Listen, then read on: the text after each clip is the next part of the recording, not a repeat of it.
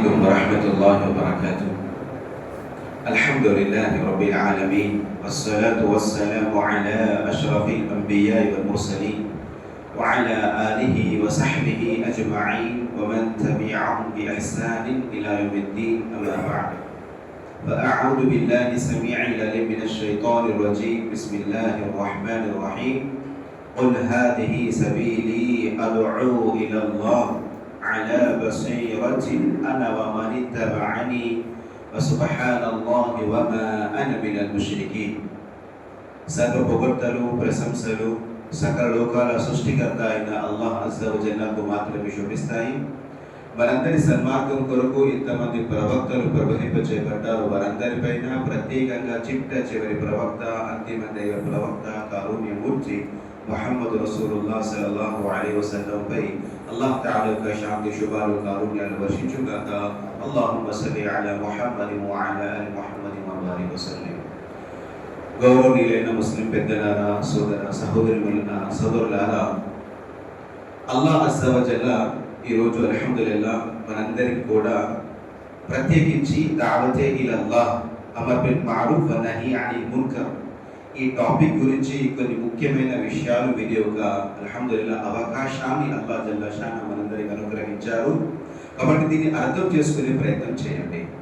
ఇది చాలా చాలా ముఖ్యమైన అంశము, మనందరి బాధ్యత.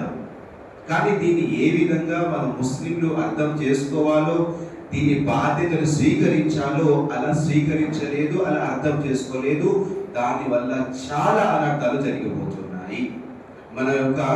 మన యొక్క ముస్లిం సొసైటీ అనేది, మన కుటుంబాలు, మన సంతానం కూడా మన చేతుల నుంచి జారిపోతున్నాయి ఈ పని చేయకపోవడం వల్ల.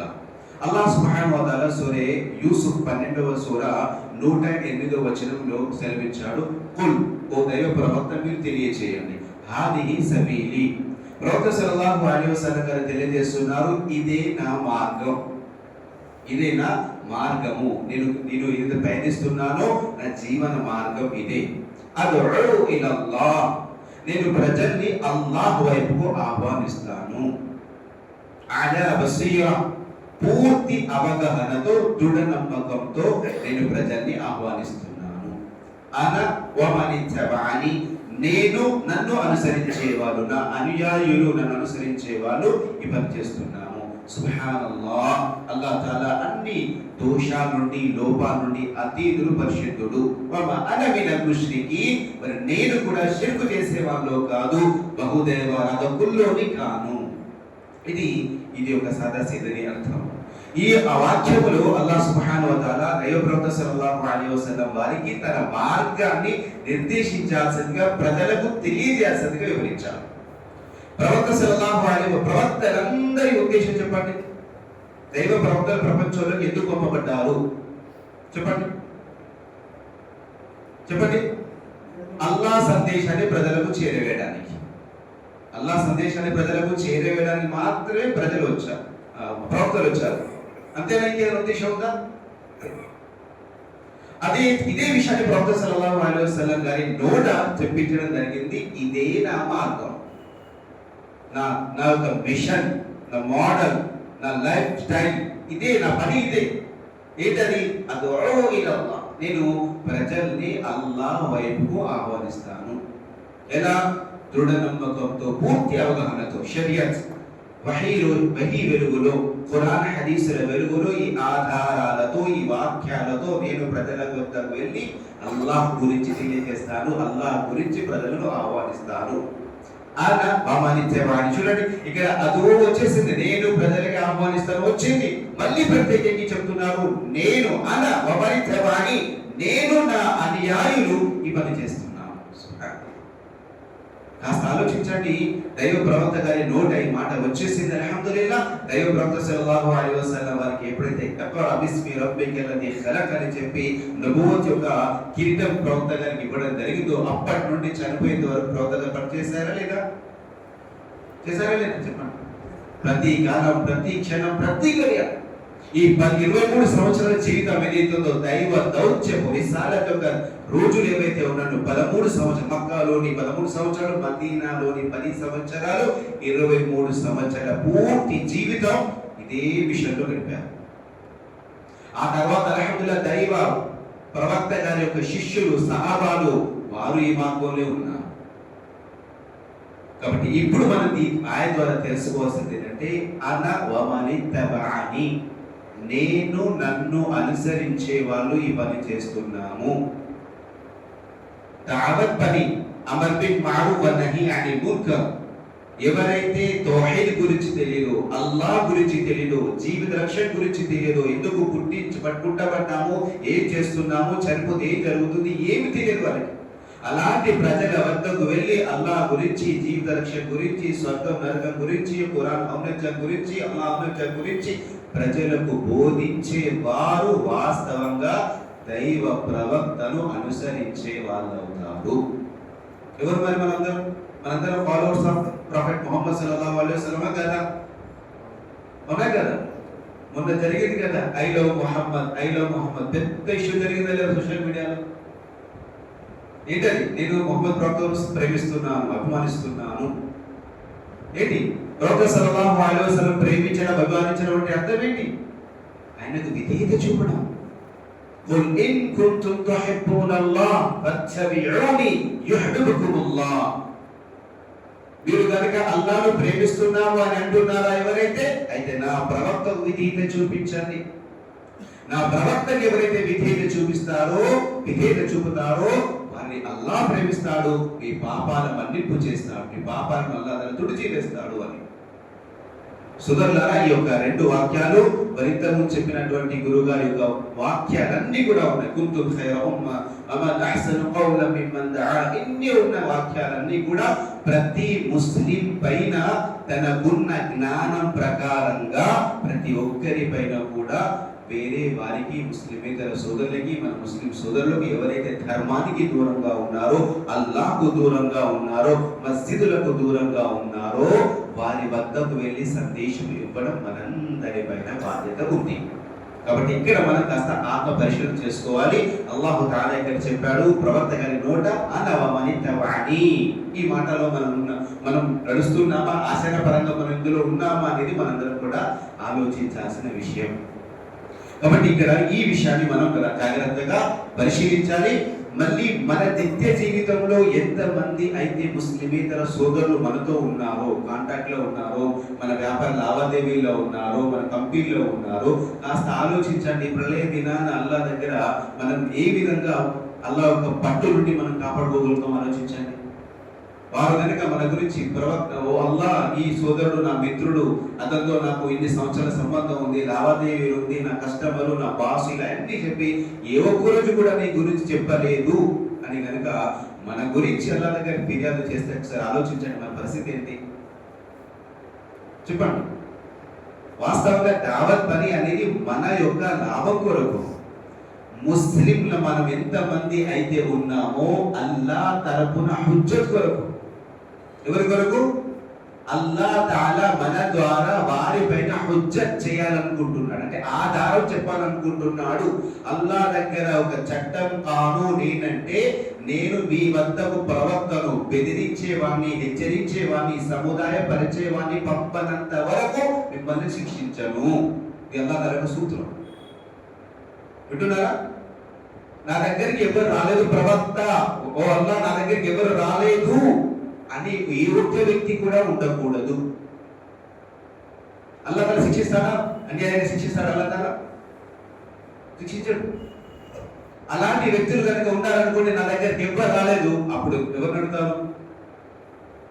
ఓ ముస్లింలారా, మీరు వారి దగ్గరికి ఎందుకు వెళ్ళలేదు?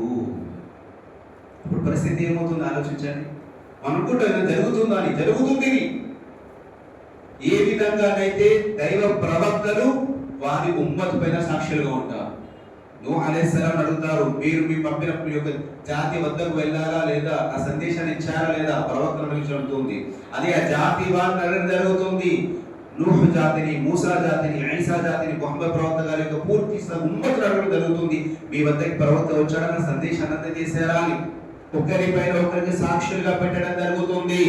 ఆ సాక్ష్యం రోజు గుర్తు చేసుకునే ప్రవక్త సల్లల్లాహు అలైహి వసల్లం రోజు ఇచ్చేవారు, ఏడ్చేవారు. అందుకొరకే కదా, యా అయ్యుహ రసూల్ బల్లిగ్ మా ఉన్సిల ఇలైక మిర్ రబ్బిక్ వ ఇన్ లం తఫఅల్ ఫమా బల్లగ్త రిసాలత.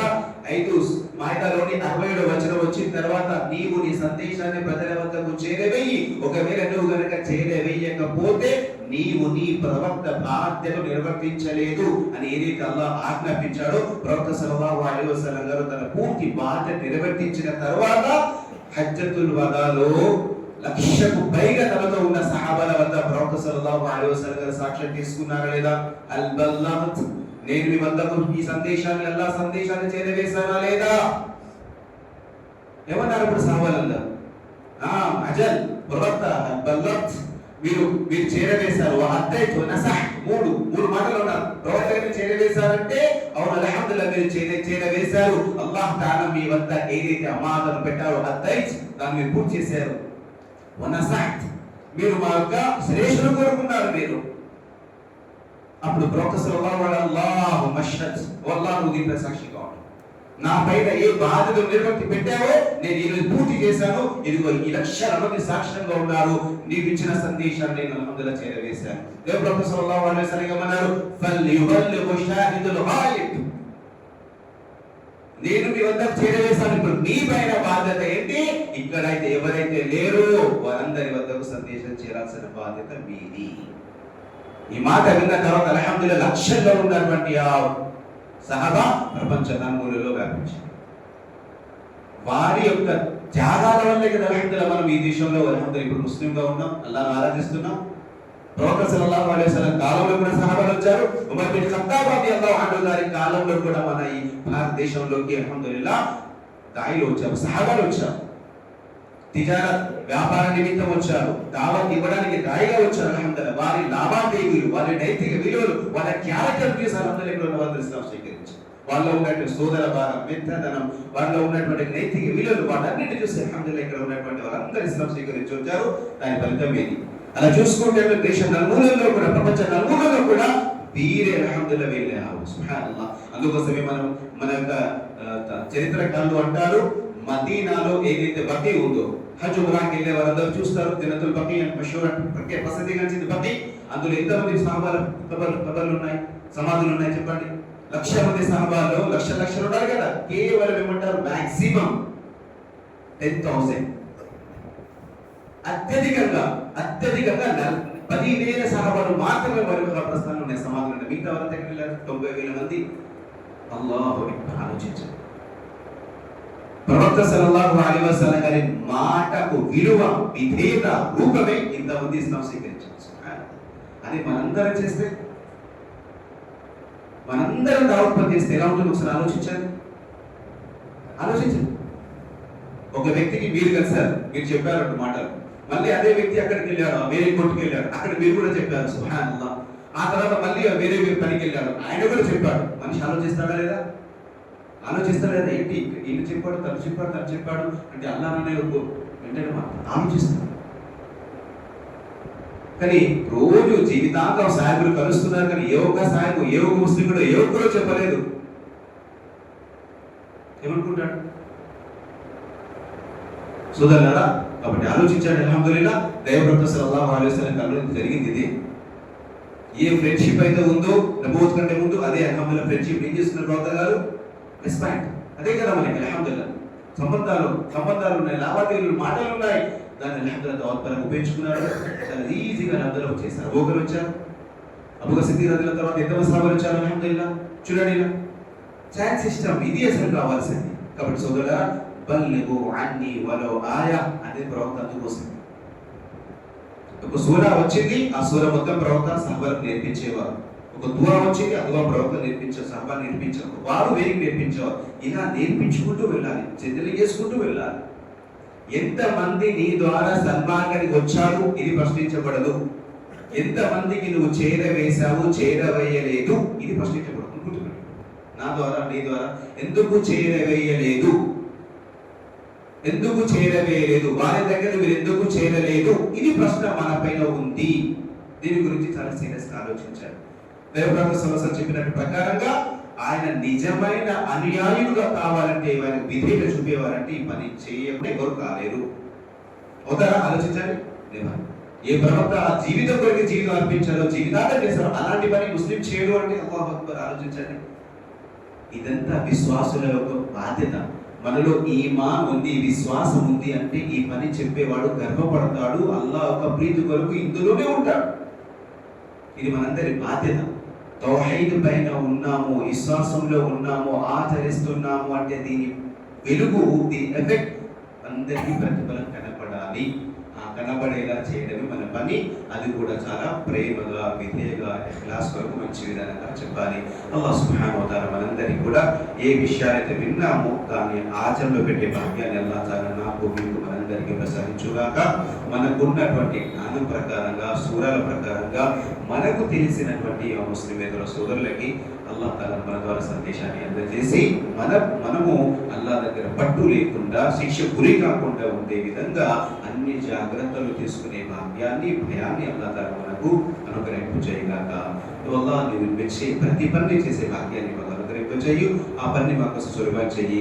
ఏ పని వల్ల నువ్వు చాలా ఆగ్రహానికి గురవుతావో, నరకానికి పంపుతావో అలాంటి పాపాలన్నిటి నుండి వల్ల మమ్మల్ని రక్షించు. వాటి యొక్క భయాన్ని, అసహ్యతను మనసులో జనింపచేయి. ఆమీన్ యా రబ్బల్ ఆలమీన్. సుబ్హాన రబ్బిక రబ్బిల్ ఇజ్జతి అమ్మా యసిఫూన్, వసలామున్ అలల్ ముర్సలీన్, వల్హమ్దులిల్లాహి రబ్బిల్ ఆలమీన్.